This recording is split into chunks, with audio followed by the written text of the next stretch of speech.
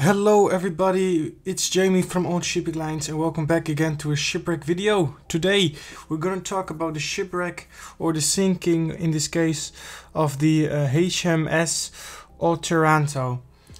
Before we begin, I just want to say thank you for all the new subscribers. It really means a lot, and like I said, I hope you enjoy this video. So yeah, let's begin. So let's first begin with a little bit of her history and her building and early life.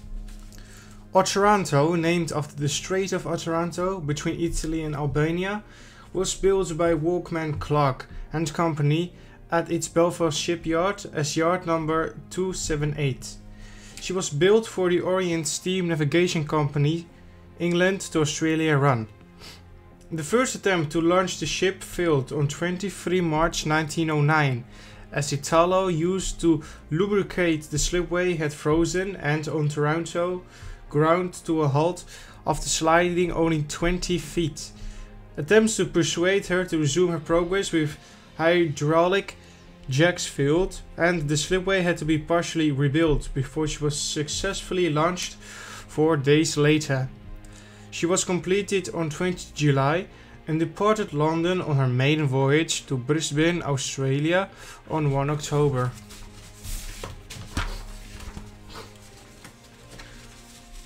The page. Otranto had made 2 round trips to Australia by January 1910 and then made a 17-day cruise in the Mediterranean. The arrival of British mails was also important to Australia, and the installation of wireless telegraphy equipment even more so. It was reported on 13 July 1910 as follows. Arrival of the Otranto, well up to cable time.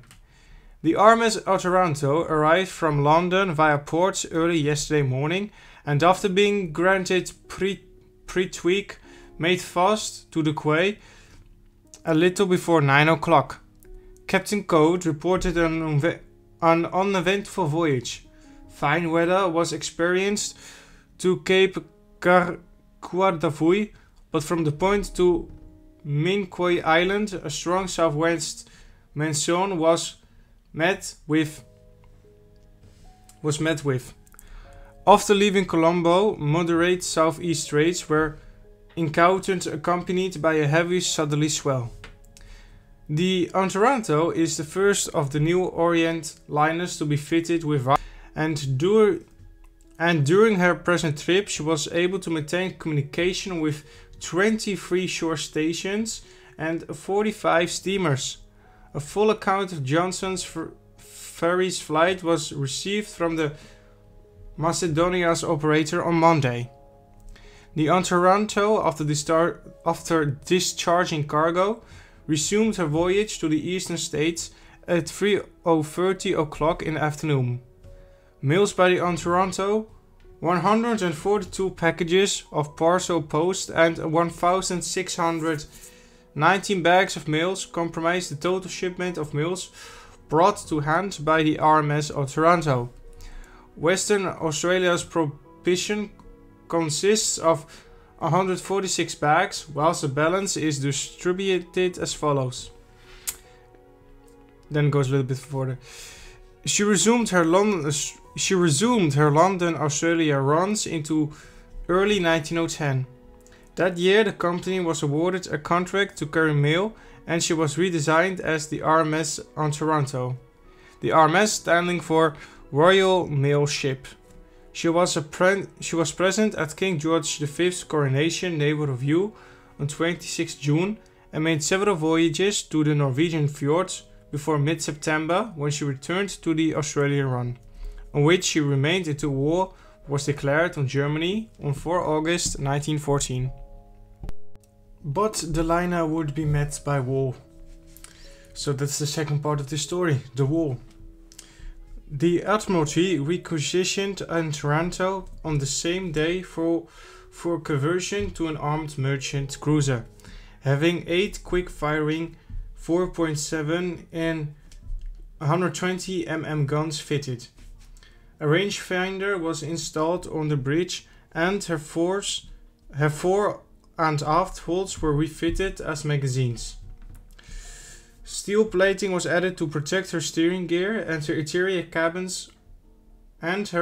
cabin bulkheads and glass ventilators were removed to reduce damage from splinters. Her furniture was removed to make room for the mess decks, needed to fit a large number of troops and sailors, and an operating room and sickbay were installed amidships. The work was completed on 13 August and she was commissioned as the HMS Otranto. The next day the ship departed to the UK on 17 August. The second armed merchant cruiser to leave England with sealed orders that assigned her to Rear Admiral Sir Christopher Grandoc's West Indies Squadron in the South Atlantic. Otranto rendezvoused with the squadron on 27 August off the coast of Brazil, where she patrolled the coast of South America. Between Chile and Montevideo, Uruguay, and fruitlessly searching for German commerce raiders, together with armed cruisers Good Hope, Monmouth, and the light cruiser Glasgow. Otranto accompanied Grandoc and 3 cruisers to patrol the Strait of Magellan and the Chilean coast for German ships in mid-September. They failed to locate any of the German ships, but Otranto intercepted messages that indicated that German warships were approaching in the area. Grandoc concentrated his ships on the southwestern coast of South America in mid-October to prevent the East Asia Squadron under Vice Admiral Maximilian von Spee from breaking through into the South Atlantic. In mid-October, Otranto struck a rock while departing Port Lagunas, Chile, but a diver from Monmouth reported that it had done very little damage. She would also be in the Battle of Coronel. And now we move on to part 3, and that is sadly her sinking. Serving as the convoy flagship for convoy HX-50, Otranto departed New York on 25 September. 6 days later, on the evening of 1 October, the ship accidentally rammed the French fishing schooner Christine of Newfoundland, while the later was returning home to St. Malo with a full load of cod. The fishing boat passed down the liner's port side and its mast destroyed some of the liner's lifeboats on that side. Captain Ernst Davidson, who was also commodore of the convoy, ordered the convoy to continue while Otranto stopped to rescue the 37 survivors.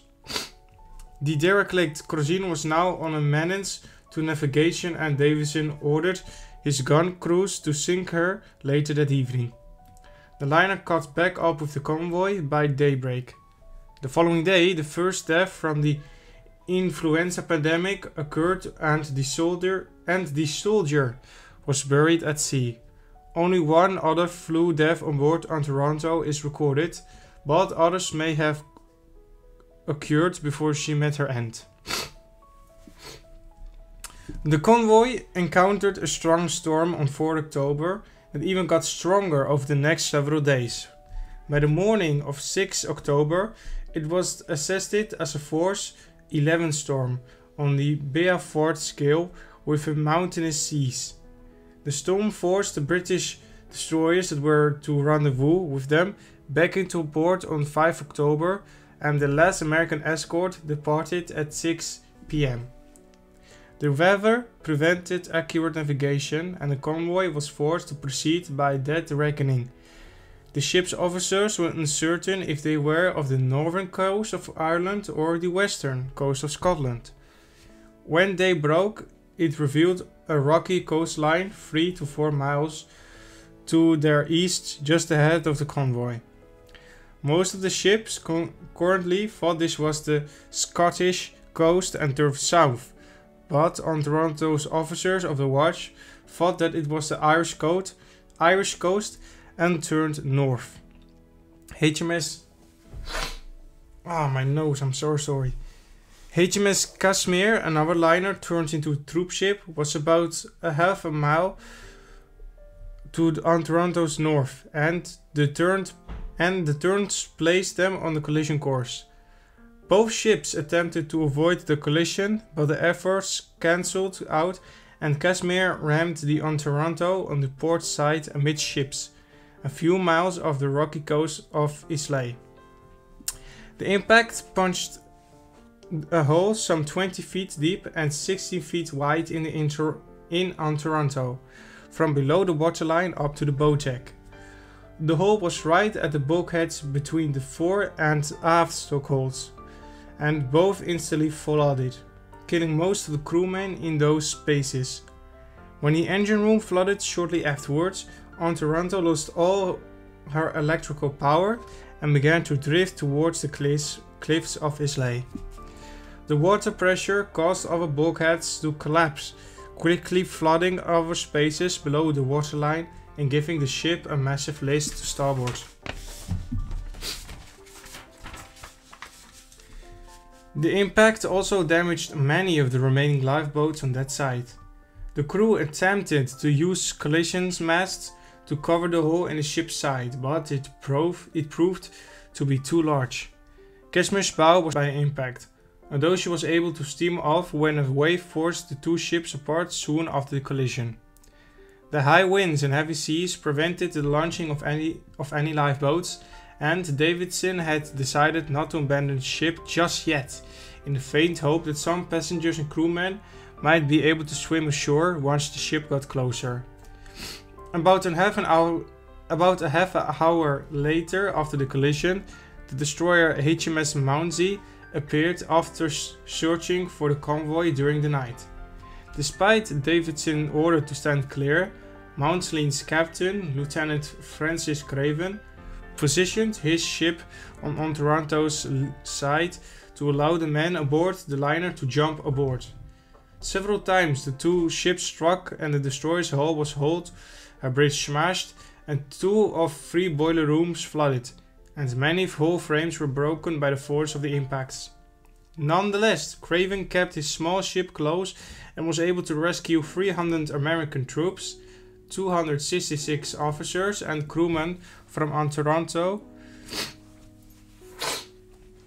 1 EMCA moral officer, and 30 French fishermen, although many more men had been washed from the decks and crushed between the two ships. Despite the weight of the rescued men and the damage sustained in the rescue, Mounsey was able to reach Belfast safely, although she was too badly damaged to return to her own home port against the storm. About 3 hours after the collision, a large wave dropped Otranto onto Old Woman's Reef, about 3/4 of a mile offshore near the entrance to Macchair Bay, missing a sandy beach just north of the reef. The action of the enormous waves quickly broke the ship into half and then ripped her bottom out. Of the roughly 498 men aboard after Mounsey departed, only 17 of these were American, were able to successfully swim ashore, although 2 of these, including 1 American, later died of their injuries. The islanders were able to rescue some of these men by pulling them up to the coastal cliffs or from rocks just offshore. By the following morning, the liner had been completely demolished by the heavy seas, and the coastline was strewn with wreckage and hundreds of bodies, in piles up to 15 feet. A total of 360 Americans were found and buried on Islay and the nearby island of Mack. And that is again the end of the video. I hope you liked and understood it, because I was stuttering like crazy.